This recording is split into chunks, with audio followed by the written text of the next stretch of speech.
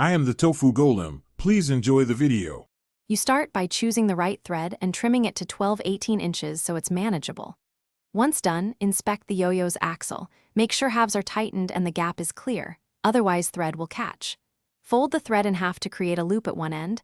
This gives you control and a stronger attachment point. Thread should be smooth. If fuzzy, snip stray fibers.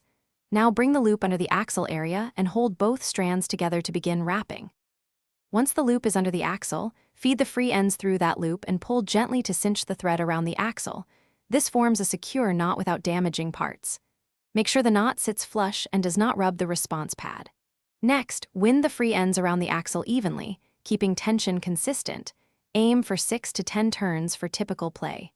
As you wind, watch for overlaps or gaps. Keep the wraps stacked neatly so the yo-yo binds properly. You finish by testing a straight throw and attempting a bind to check return behavior. This tells you whether tension and wrap count are correct. If the yo-yo returns too easily, add 1 to 3 more wraps. If it never binds, shorten the wrap or replace the thread. If you feel snags, stop and inspect the axle and response pads, trim stray fibers or reseat the knot. Once it spins and binds smoothly, trim excess thread ends and you're ready to play.